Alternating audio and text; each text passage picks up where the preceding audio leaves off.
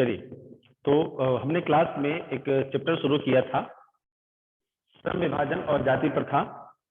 उसी को हम फिर से शुरू करेंगे। अभी हमने स्टार्ट ही किया था, एक ही क्लास मैंने ली थी, उसी को हम आगे बढ़ाएंगे। बहुत कम बच्चे भी मेरे साथ जुड़ रहे हैं, सिर्फ और सिर्फ 6।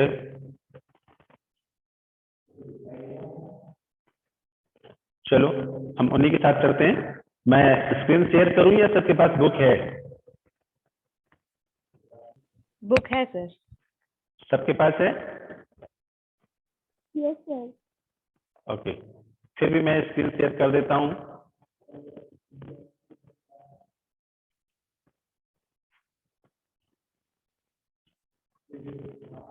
Is it visible?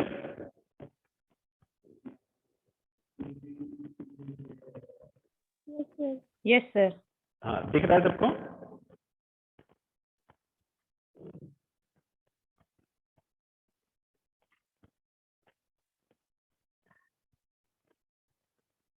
ओके, श्रम विभाजन और जाति प्रथा, इस पाठ को मैंने शुरू किया था थोड़ा सा। मैं फिर से वहीं से शुरू करता हूं। जैसा मैंने क्लास में डिस्कस किया था, ये जो पाठ है डॉक्टर भीमराव अम्बेडकर, बाबा साहेब भीमराव अम्बेडकर का एक प्रसिद्ध भाषण था, और उस भाषण को इस टॉपिक के नाम से जाना गया, एनिहिलेशन ऑफ कास्ट, जो 1936 में लिखा गया था। उसके पहले लिखा गया, लेकिन एक कोई अध्यक्षीय भाषण होना था, एक मीटिंग होनी थी। ओके, यह भाषण जो था लिखा गया था, एनिहिलेशन ऑफ द कास्ट, इसमें जाति पार्टी तोड़क मंडल लाहौर के वार्षिक सम्मेलन में जो 1936 में होना था, और इस भाषण को एक अध्यक्ष के भाषण के रूप में तैयार किया गया था। जैसे विभिन्न मीटिंग्स में मीटिंग के अध्यक्ष होते हैं, स्पीकर्स होते हैं, तो उन्होंने इस मंडल, जो ताड़पत्र मंडल था, एक समूह था, इस समूह के वार्षिक सम्मेलन में इसको बोला जाना था। लेकिन इस जो भाषण था, इसकी जो शैली थी, भाषा शैली थी, ये थोड़ा सा क्रांतिकारी दृष्टि थी, इसकी क्रांतिकारी शैली थी। तो इससे आयोजकों को लगा कि अगर हम इस स्पीच को यहाँ बोलने दिए, स्पीच सब लोगों तक पहुंच गई, देखिए क्रांतिकारी दृष्टिकोण से यह बात कही जाएगी। सो इन्होंने जो जिसकी सम्मेलन को जो बना रहे थे, तैयार कर रहे थे, इन्होंने सहमति नहीं दी और यह कैंसिल हो गया, बैठक कैंसिल हो गई, बैठक स्थगित हो गई, और यह अध्यक्षीय भाषण नहीं पढ़ा जा सका, यूं ही रखा रह गया। बाद में अम्बेडकर जी ने इसे स्वतंत्र पुस्तिका के रूप में प्रकाशित करवाया और सब तक पहुंचाया। जो वो बात कहना चाहते थे लोगों से, वो लोगों तक पहुंची। इस स्पीच में, इस भाषण में जिन बातों की चर्चा हुई थी, वो बातें थी उसके अनुसार समानता, स्वतंत्रता और बंधुता।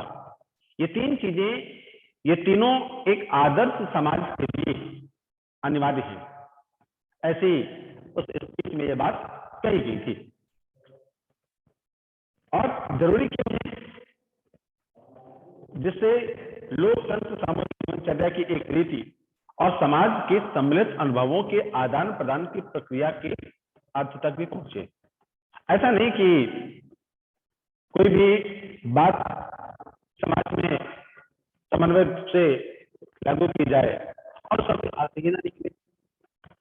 कोई ऐसी बात जो समाज के हित में हो, तो उसका सामाजिक हित भी तय हो कि नहीं, ये बात जिसके लिए बनाई गई, ये बात जिसके लिए रखी गई, वो कुछ अर्थ भी हो। यहाँ प्रस्तुत पाठ पुस्तिका के प्रतिनिधि प्रकरण हैं, जो इस पाठ में ये बातें कही गई थी। पत्र में, इस भाषण में जो पत्रिका छोटी छपाई गई, लिखाई गई, उस पत्रिका का उद्देश्य यहाँ पर साफ साफ दिखाई दे रहा था। आज के जाति मजहब आधारित विषाक्त सामाजिक राजनीतिक माहौल में इसकी प्रासंगिकता और बढ़ गई है।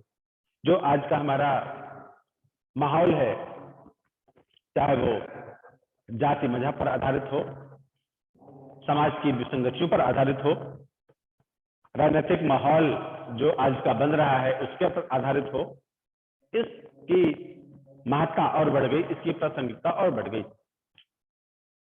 अंबेडकर जी ने इस विख्यात भाषण में क्या उन्होंने अपनी शैली के द्वारा, अपनी भाषा के द्वारा किन किन बातों की चर्चा की थी, आइए हम उन बातों पर भी चर्चा करते हैं, क्या उन्होंने किया। आज का जो समय है, भले ही 21वीं सदी का समय है, 21वीं सदी में हम रह रहे हैं, लेकिन क्या हमारे विचार भी उसी 21वीं सदी के साथ हैं, या हम 21वीं सदी में जी तो रहे हैं? क्या हम 21वीं सदी के साथ रह भी रहे हैं या सिर्फ जी रहे हैं? लेकिन विडंबना इस बात की है कि इस 21वीं सदी में भी बहुत सारे लोग, बहुत सारे समाज में रहने वाले विभिन्न धर्मों संप्रदायों के लोग इस जातिवाद की पोषकता करते हैं, जातिवाद को पोषक तत्व प्रदान करते हैं। यहाँ पर पोषक तत्व प्रदान करने का सीधा तात्पर्य है किस प्रकार से लोग आज भी ऐसी जो पुरानी बातें थी, जैसे जातिवादी प्रथा पर, जातिवादी सोच पर अपनी मुहर लगाते हैं कि नहीं ये सही है। क्यों सही है? अगर हम 21वीं सदी में हैं तो हम इन बातों को दरकिनार क्यों नहीं करते? ये विडंबना की बात है, इस युग में भी जातिवाद के पोषकों की कमी नहीं है। इसके पोषक कई आधारों पर इसका समर्थन भी करते हैं, और जो जातिवादी प्रथा, कर्मवादी प्रथा, जो हम बचपन से या बहुत प्राचीन काल से इसको सुनते चले आ रहे हैं, झेलते चले आ रहे हैं, देखते चले आ रहे हैं, तो आज भी इसके पोषक हैं, अर्थात इन बातों का समर्थन करने वाले हैं। और समर्थन का एक आधार यह कहा जाता है कि आधुनिक सभ्य समाज कार्य कुशलता के लिए श्रम विभाजन को आवश्यक मानता है।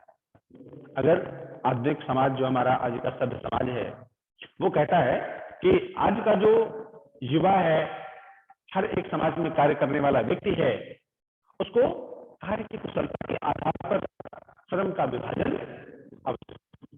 अगर विभाजन नहीं होगा तो कार्य की कुशलता की पहचान कैसे होगी? और क्योंकि जाति प्रथा भी इस श्रम विभाजन का दूसरा रूप है, इसलिए इसमें कोई बुराई नहीं है। बार बार एक ही बात, जाति प्रथा के साथ साथ जो श्रम विभाजन किया गया था, इसलिए प्राचीन काल में या हमारे बुजुर्गों ने जैसा जिसकी जाति जिसकी होगी उसी के अनुसार उसको काम बांटा गया, तो इसमें कोई बुराई भी नहीं है। इस तर्क के संबंध में पहली बात तो यही आपत्तिजनक है कि जाति प्रथा श्रम विभाजन के साथ साथ श्रमिक विभाजन का भी रूप लिए हुए। श्रम विभाजन अलग बात हो गई, जिसको जो काम अच्छा लगता है वो करे, ये श्रम विभाजन। लेकिन श्रमिक विभाजन, जैसे जो व्यक्ति जैसा काम कर रहा है वही करेगा, ये आवश्यक है क्या? नहीं। शायद इसलिए इसमें ये बुराई थी, यह आपत्तिजनक था कि जिस जाति के नाम जो काम छप गया वो वही करेगा, दूसरा काम वो नहीं कर सकता। श्रम विभाजन निश्चय ही सभ्य समाज की आवश्यकता है, श्रम का विभाजन होना चाहिए, नो डाउट। लेकिन श्रमिक विभाजन, उस श्रमिक को बांध देगा, तुम जीवन भर श्रमिक ही बने रहोगे, बड़े ऑफिसर, बड़े अधिकारी या किसी अन्य काम को तुम नहीं कर सकते हो, ये गलत है। श्रम विभाजन निश्चय ही सभ्य समाज की आवश्यकता है, परंतु किसी भी सभ्य समाज में श्रम विभाजन की व्यवस्था श्रमिकों का विभिन्न वर्गों में अस्वाभाविक विभाजन नहीं करती। कोई भी काम होता है, कोई भी, हमें एक मजदूर की जरूरत होती है तो हम मजदूरों के मोहल्ले में जाते हैं, हमें पता है वहां मजदूर रहते हैं, हमें सुनार के पास जाना है तो हमको पता है सुनारों की दुकान यहाँ है, सही है, अच्छी बात। लेकिन क्या उन श्रमिकों का जीवन केवल श्रम करने के लिए ही बना है? उनको अन्य काम नहीं बन सकते? क्या उनको अन्य सुविधाएं नहीं मिलनी चाहिए? अगर नहीं तो क्यों? ये अस्वाभाविक है। भारत की जाति प्रथा की एक और विशेषता है, यह श्रमिकों का अस्वाभाविक विभाजन ही नहीं करती, बल्कि विभाजित विभिन्न वर्गों को एक दूसरे की अपेक्षा ऊंच नीच भी करार देती है, जो कि विश्व के किसी भी समाज में नहीं पाया जाता। हमने चर्चा की थी कि अगर हम किसी को, कोई छोटी जाति का है, अकॉर्डिंग टू आवर कल्चर, जो हमारा कल्चर शुरू से चला रहा है, हमने किसी को छोटी जाति का बनाया, किसी को बड़ी जाति का बनाया, किसी को अति ऊंची जाति का बनाया, किसी को अति नीची जाति का बनाया।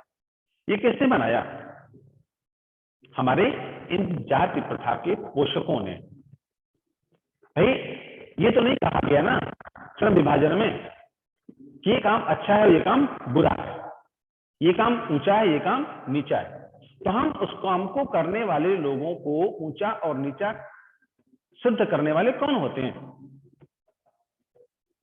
एक का काम, अगर दुकान में दुकान का काम करना है, सामान बेचना है, एक का काम समाज की रक्षा करना है, एक का काम समाज का पालन पोषण करना है, एक वर्ग का काम शिक्षित करना है, एक वर्ग का काम, सबके काम बटे हुए।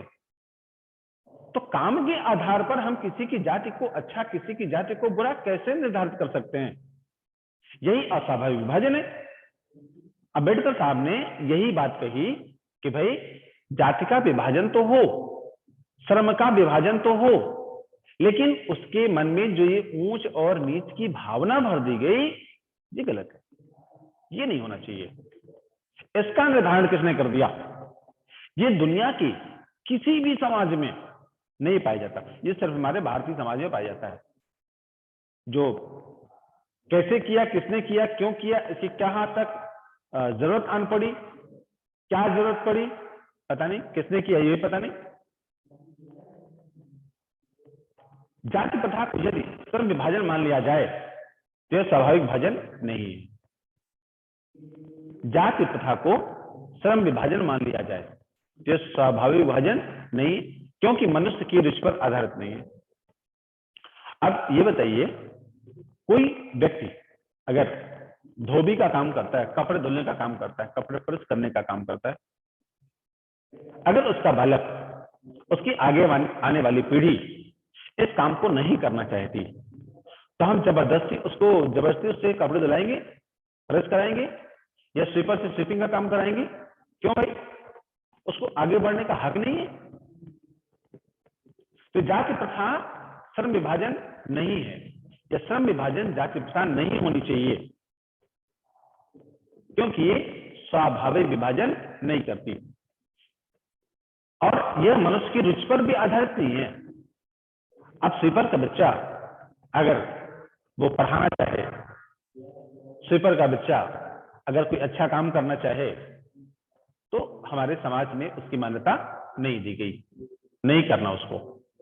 कुशल व्यक्ति या सक्षम श्रमिक समाज का निर्माण करने के लिए आवश्यक है कि हम व्यक्तियों की क्षमता इस सीमा तक विकसित करें कि जिससे वह अपना पेशा या कार्य का चुनाव स्वयं कर सके। जरूरत किस बात की है?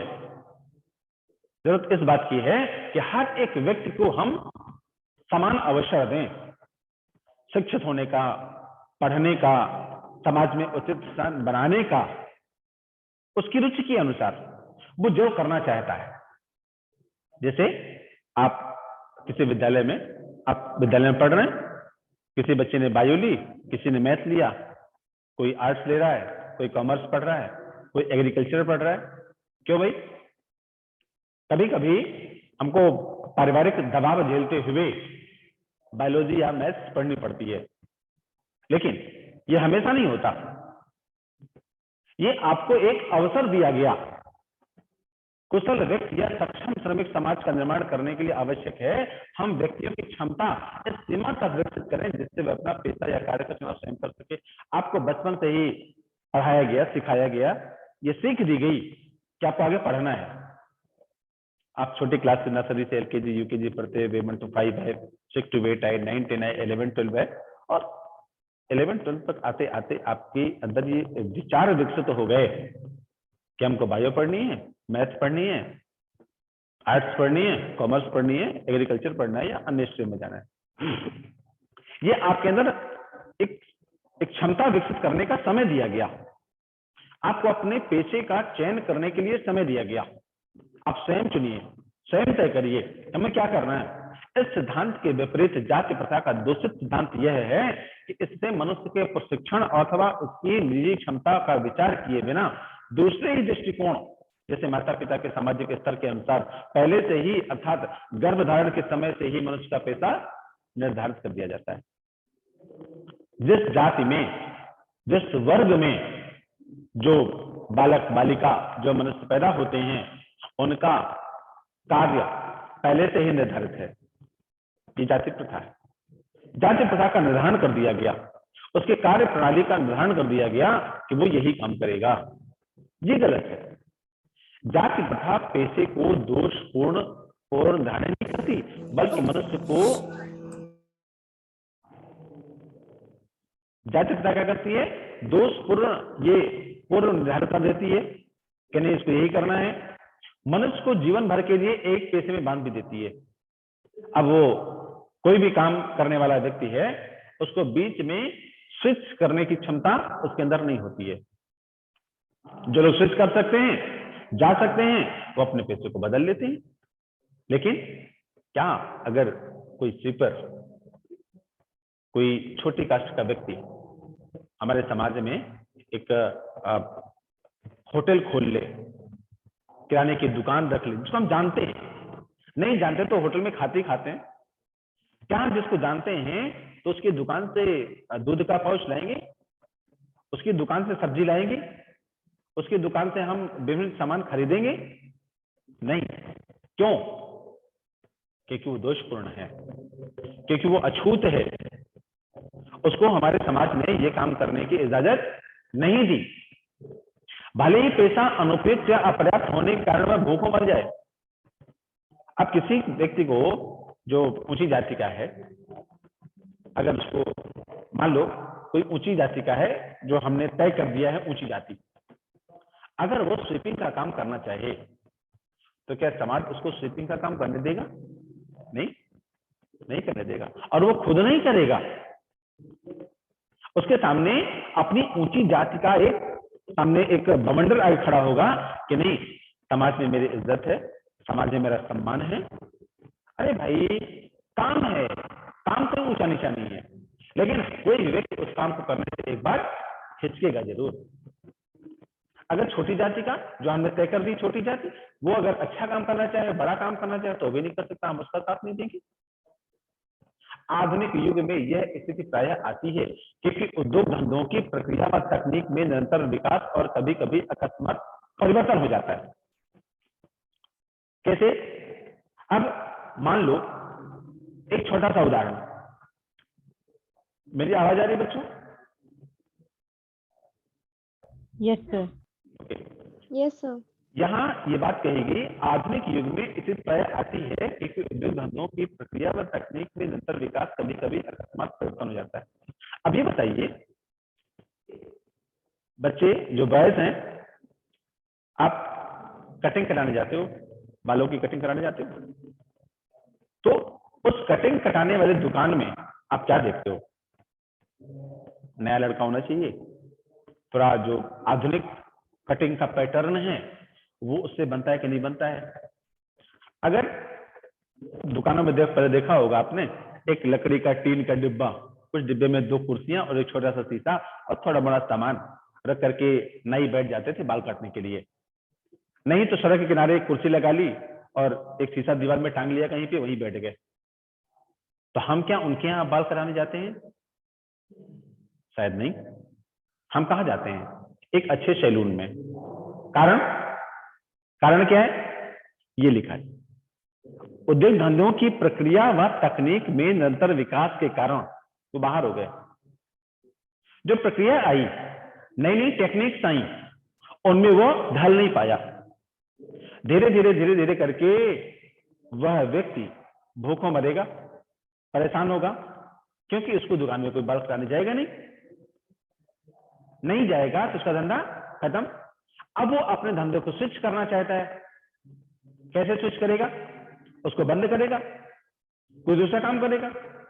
और जब दूसरा काम करेगा तो हम उसका साथ नहीं देंगे, उसके साथ खड़े नहीं होंगे, उसके धंधे में हम अपना हिस्सा नहीं बांटेंगे, उसके अन्य काम में उसका साथ नहीं देंगे, तो वो कैसे करेगा? कुछ न कुछ काम करना पड़ेगा ना उसको, क्योंकि नई तकनीक उसने सीखी नहीं, नई तकनीक उससे बनती नहीं है। तकनीक में अंतर आया, उसका धंधा खत्म हो गया, परिवर्तन हुआ, जिसके कारण मनुष्य को अपना पेशा बदलने की आवश्यकता पड़ती है। और यदि प्रतिकूल परिस्थितियों में भी मनुष्य को अपना पेशा बदलने की स्वतंत्रता ना हो, तो इसके लिए भूखों मरने के अलावा क्या चारा रह जाता है? अब बताइए, अगर वो व्यक्ति दुकान रखना चाहे या व्यक्ति अपना दूसरा काम करना चाहे, तो क्या हम उसकी दुकान से वो सामान खरीदेंगे? नहीं, क्योंकि छोटी जाति का है, हमें छूट लग जाएगी, हम अछूत हो जाएंगे, नहीं कर पाएंगे। ऐसे ही कोई ऊंची जाति का आदमी, मनुष्य अन्य पेशा अपनाना चाहे, जैसे मैंने एग्जांपल दिया कि अकॉर्डिंग टू जो हमारा सिस्टम बना हुआ है, उस सिस्टम के अकॉर्डिंग ऊंची जाति का आदमी नीचा छोटा काम करना चाहे, क्या वो कर पाएगा? नहीं कर पाएगा। उसका खुद का ईगो, खुद का अहम उसको वो काम करने नहीं देगा, वो कर नहीं पाएगा, और करेगा तो समाज नहीं करने देगा। तो उसके पास क्या चारा रह जाता है? पेशा नहीं बदल पाता, तो भूखों मरता है। हिंदू धर्म की जाति प्रथा किसी भी व्यक्ति को ऐसा पेशा चुनने की अनुमति नहीं देता जो उसका पैतृक पेशा ना हो। पैतृक पेशा अगर नहीं है तो हिंदू धर्म का कोई भी जो कास्ट होती है वह किसी को ये अनुमति नहीं देती कि ऐसा पेशा अपनाइए, भले ही वह उसमें पारंगत हो। एक व्यक्ति जो अलग अलग काम करते हैं, हर एक जाति के लोग, तो अगर भले उसमें पारंगत है वो, लेकिन जो हमारा नियम चला रहा है, पेशा चला रहा है, उसके अकॉर्डिंग हमारा धर्म उस काम को करने की अनुमति नहीं देता, भले ही उसमें वो पारंगत क्यों ना हो, भले ही योग्य क्यों ना हो। इस प्रकार पेशा परिवर्तित करने की अनुमति न देकर जाति प्रथा भारत में बेरोजगारी का एक प्रमुख या प्रत्यक्ष कारण बनी हुई है। जैसे कोई भी पेशा हम अपनाते हैं और उस पेशा अपनाने के पीछे का उद्देश्य क्या होता है? हम पारंगत हैं उसमें, हमसे बनता है, तो कर रहे हैं। लेकिन हर जगह नहीं होता। हर जगह पर हम एक हमारी जाति, हमारा धर्म, हमारे काम करने की शक्तियां वहां पर आके सामने खड़ी होती, नहीं तुम ये नहीं कर सकते, तुमसे नहीं बनता। बनता है लेकिन समाज के दृष्टिकोण में नहीं बनता, समाज नहीं चाहता। और धीरे धीरे धीरे धीरे भारत में एक हावी हो गई ये बात कि जो हमारी जातियां कह गई हैं, हमारी जाति में सम्मिलित है, हम वही काम कर सकते हैं, अन्य काम नहीं कर सकते हैं। इसीलिए भारत में बेरोजगारी सबसे प्रमुख और प्रत्यक्ष कारण है। बेरोजगारी का सबसे बड़ा कारण है सबको काम करने की स्वतंत्रता ना प्रदान करना। ठीक, क्लियर है बच्चों?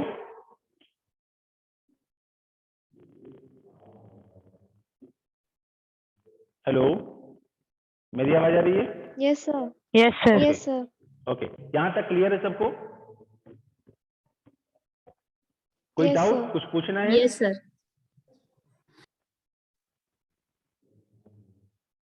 कोई डाउट तो नहीं है?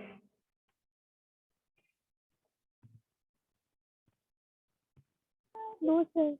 ओके, तो time is getting to over. So अगला, इसका आगे का हिस्सा हम अगली क्लास में पढ़ेंगे। ठीक है? ओके बच्चों? Okay, sir. ओके।